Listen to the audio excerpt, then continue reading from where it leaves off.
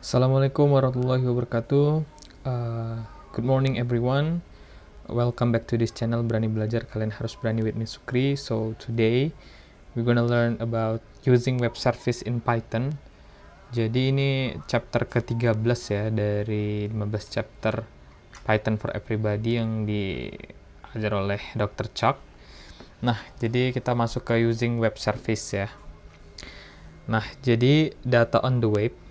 Jadi kita tahu bahwa HTTP request and response itu udah dipahami dan sudah dengan baik didukung. Nah, di mana ini merupakan natural move atau ya secara natural ini merupakan exchanging data, perpindahan data dari satu program menggunakan protokol ini yang HTTP tadi ya, yang get request response itu ya.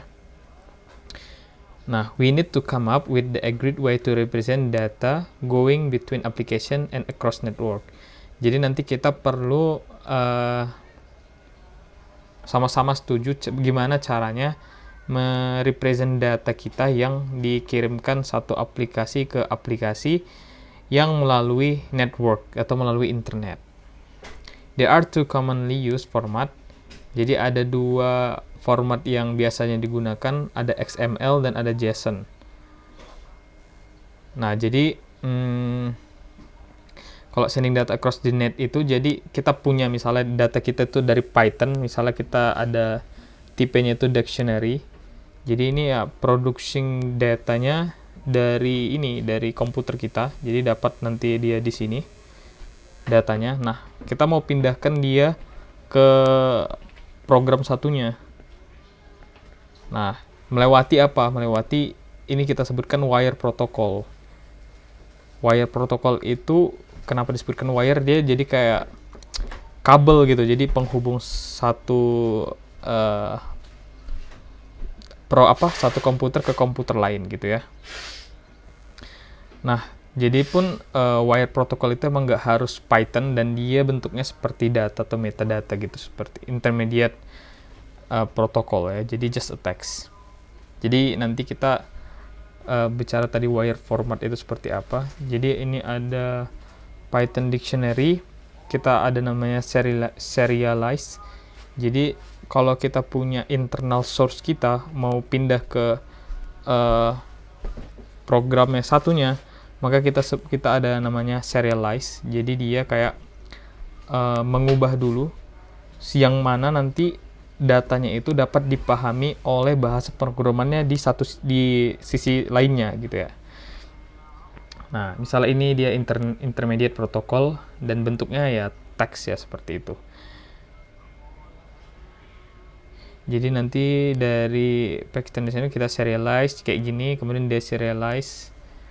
Misalnya nanti kita pakai Java atau HashMap, jadi nggak harus Python di situ ya. Tadi nih dapat, dan yang ini caranya ini yang bagian wire protocol itu dapat dipertanyakan karena tidak suit ke semua bahasa programming. Nah, jadi emang ada nanti kita bahas kayak mana cara ngevalidasinya ya, seperti itu. Oke. Ini dia XML elements or nodes. Jadi kalau dilihat di sini ada people, kemudian people itu membawahi person itu membawahi ada name sama phone, kemudian person, name, phone, person. Nah, ini adalah jadi indent yang diberikan ini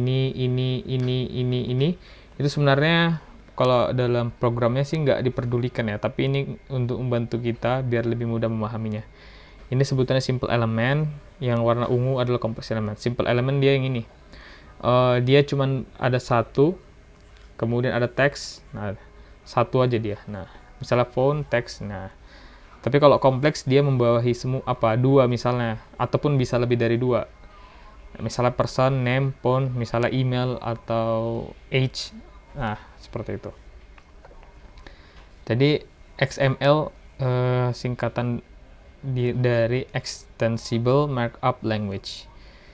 Jadi ini merupakan primary purpose yang membantu sistem informasi untuk menge-share struktur data. Nah, dimulai dari simplified subset of the standard general markup language SGML, dan didesain untuk lebih mudah dipahami manusia, seperti itu ya. Kalau basicsnya si XML itu ada tag itu dibagi jadi ada start tag, ada end tag. Lihat nih, kalau yang warna hijau itu start tag ya, person. Kalau end tag itu yang warna kuning, misalnya name. Ini start, name, font nih. Jadi kalau ada start, ada end lah berarti.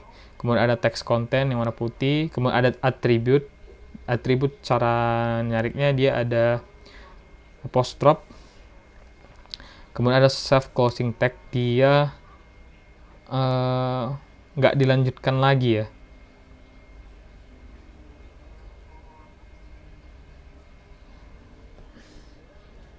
Coba lihat, dia harusnya kan email kan harusnya kayak gini, terus ada lagi nanti gitu ya, tapi ini langsung ditutup nih. Oke. Jadi dia kalau self closing tag itu udah nggak ada lagi nanti si ininya, text contentnya. White space, jadi line ends do not matter. Jadi sebenarnya white space itu nggak terlalu penting kecuali di bagian teks ini, yang ada teks ini. Kalau misalnya di sini ada new line juga it doesn't matter, jadi bisa aja sebenarnya. Kalau indent yang kita gunakan saat ini pun cuman untuk membantu kita memahami aja, untuk memudahkan kita. Pada aktualnya sih nggak perlu juga. Jadi some XML ada yang seperti ini. Jadi ada atribut ya, atribut terdiri dari ada key sama ada value-nya. Nah, kemudian ada in out tag, jadi ada tag yang pertama ini, kemudian ada ini, kemudian ada text block ini, kemudian mirip seperti HTML, tapi kalau HTML kan dia href ya, jadi mirip XML tapi lebih spesifik gitu. Tadi yang terminologi XML tadi kan ada teks, jadi teks itu untuk mengindikasikan awal dan akhir dari elemen. Atribut adalah adalah keyword dan value, pasangan keyword dan value on the opening tag of XML, di pembukaan teks dari XML. Kemudian ada serialize dan deserialize. Jadi kalau serialize itu convert data in one program into a common format. Jadi kita gimana mengkonversi data pada satu program menjadi format yang umum, yang dapat disimpan ataupun dikirimkan, ditransmisikan antara sistem pada bahasa programming yang secara independen dia dimengerti gitu. Jadi kayak gimana caranya membuat si data kita tuh jadi general gitu. Jadi siapapun, bahasa apapun bisa mengolah data itu, nanti di convert lagi bahasa yang dimengerti. Kita ibaratkan sebenarnya XML itu layaknya seperti pohon ya. Jadi pohon terbalik sih sebenarnya. Jadi ada cabang, misalnya kalau A sama A ini membawakan ini, berarti pembuka penutup ya, membawahi B membawa, ada isinya teks X. Jadi child of text node B itu si X. Kemudian si A itu kan ada C, tapi si C ini juga ada anaknya lagi, si D sama si E. Si D itu isinya apa? Y. Si E itu isinya Z. Kemudian ditutup dulu kan anaknya si C, kemudian si B, C itu ditutup lagi sama si A, karena si A itulah induknya. Ini yang orange itu elemen, yang ungu itu teks. XML text and attribute. Jadi bentukan attribute nanti pada XML text itu bisa banyak atributnya ya. Jadi misalnya di sini W sama dengan 5 itu, yang atribut 5 ini boleh aja nanti A sama dengan 4, B sama dengan 19, terbanyak boleh. Jadi itu part of the B node. Jadi si atribut itu pun termasuk anaknya si B. B itu anaknya A. Si A itu punya anak si B sama si C. C punya anak D sama E. D itu ininya teksnya Y, itu Z gitu. Nah, jadi kalau kita lihat polanya si XML itu kayak folder di laptop lah atau di komputer gitu. Misalnya kita foldernya A, kemudian subfolder B, dapat X, berarti isi file kita itu ada X itu ada di misalnya folder A subfolder B, kalau Y itu ada di folder A subfolder C subfolder D gitu ya. Jadi seperti itu. Jadi ini ada kita mengenal nanti XML skema itu. Tadi kan XML itu kayak yang terkenal kan ada XML sama JSON. Nah, XML itu kalau misalnya terjadi traceback ketika converting data, jadi siapa yang salah, yang mengirimkan atau yang menerima gitu. Makanya nanti udah ada kayak skema kontraknya lah yang dapat XML ini, oh ini oke, disetujui. Nah, jadi kayak pertinggal lah gitu. Dan ini sebenarnya nggak terlalu detail dibahas, tapi kita perlu tahu bahwasanya si XML skema itu emang ada gitu ya. Ini dia XML schema itu, jadi deskripsi dari format yang legal dari sebuah dokumen XML. Jadi dia ngecek data udah benar nggak formatnya, intinya seperti itu. Jadi express in term of constraint on the structure and content of document. Jadi akan memperlihatkan kayak mana struktur dan konten dari dokumen tersebut. Kemudian digunakan sebagai specific contract. Jadi kayak kontrak antara sistem. Jadi my system will only accept. Jadi sistemku itu hanya akan menerima yang XML itu cocok atau udah memenuhi this particular schema. Jadi udah memenuhi formatnya itu yang dari XML schema itu. Jika particular piece of XML meets the specification of the schema, it said validate. Jika nanti si XML yang udah ada itu memenuhi specification dari skema tadi, maka akan validate. Jadi kayak gini. Jadi kita punya XML dokumen, kemudian ada kontraknya ini, kemudian cek lah cocok nggak, match nggak mereka. Jika match nanti udah kita validator, berarti nanti validate gitu ya. Jadi XML match that contract. Misalnya person, jadi dia emang agak beda ya bentuknya. Jadi complex type name person, kemudian ada last name, age, date born, kemudian ada di sini ditampilkan. Nah, ketika nanti udah match gitu mereka, baru di validate gitu. Nah, banyak pun dia XML schema language itu banyak, tapi yang sering atau yang memenangkan pertandingan atau orang yang sering kenal adalah XML schema for W3C, W3C atau XSD. Jadi gimana nanti dari XML diubah ke XSD lah, XSD intinya ya. XSD XML schema W3C spec. Jadi ini fokusnya dari World Wide Web Consortium atau W3C. Jadi versi dari W3C di mana disebut W3C schema karena skema mempertimbangkan generic. Dan more commonly it's called XSD because the file name jadi karena tadi XML itu di convert jadi XSD, jadi biasa juga biasanya dipanggil XSD ya. Karena dia filenya .xsd. Struktur XSD structure-nya ada yang ordinary element, XS element, XS sequence, XS complex type. Ini elemennya seperti ini. Ini adalah kompleks karena membawahin beberapa dia ya. Nah, kemudian ada yang kompleks lagi yang warna kuning ini membawahi yang hijau ini, yang sequence dan elemennya tadi. Oke. XSD constraint. Jadi kalau min occurs sama max occur itu jadi how many times things appear. Jadi si child name string ini berapa kali muncul, minimal 0 dan maksimal 10. Jadi nanti bisa gitu. Bisa diatur. XSD data types. Jadi kalau XSD data types kalau formatnya itu pakai, kalau ada tanggal ya, tanggal itu pakai UTC atau GMT, dia general meantime dia. Nah, jadi pokoknya dia bentuknya year, month, date. Jadi year, month, date. Jadi 4 angka buat tahun, kemudian bulan, kemudian tanggal.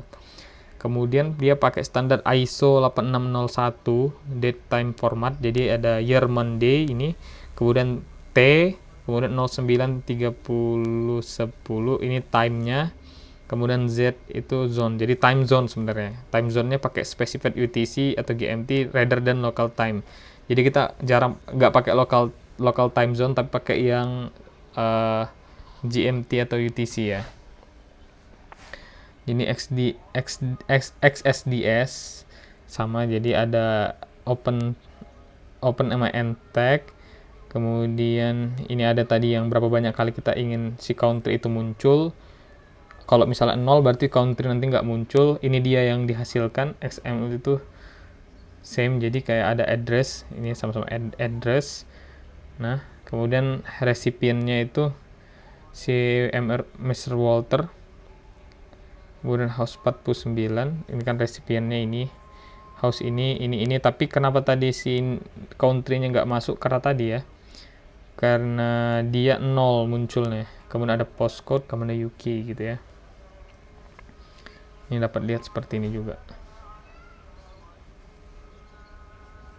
Parsing XML in Python. Jadi kita bisa parsing, jadi kayak mengambil data dari XML pada Python. Jadi kalau misalnya ada package-nya juga, ada library-nya, import xml.a3 elementary set. Jadi kayak kita data kita yang XML tadi, jadi yang semuanya ini data, kemudian ada person name, Chuck, font type ini email nih.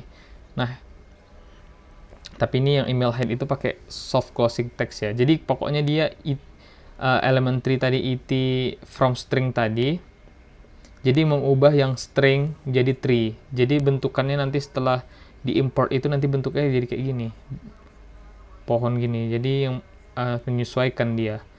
Nah, misalnya kalau kita panggil tree sama dengan it from string data tadi, data kita print name, tree find name. Jadi dicarinya name pada pohon kita tadi, pada teks kita tadi.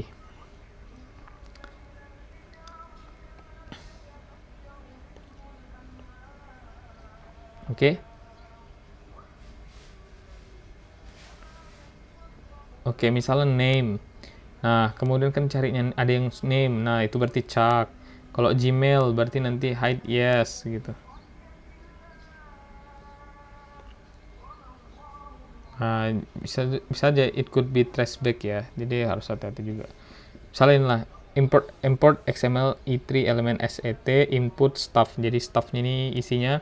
Jadi nanti pada akhirnya stuff itu jadi kayak pohon-pohon. Bentukannya dia list berisikan item-item pohon tadi. Nih.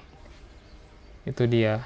Tapi kalau misalnya stuff itu kemudian list stuff find all user print user count len list for item inlet. Jadi kayak kita iterasi lagi, kemudian dapatkan name, nanti ID-nya, attribute-nya juga seperti itu.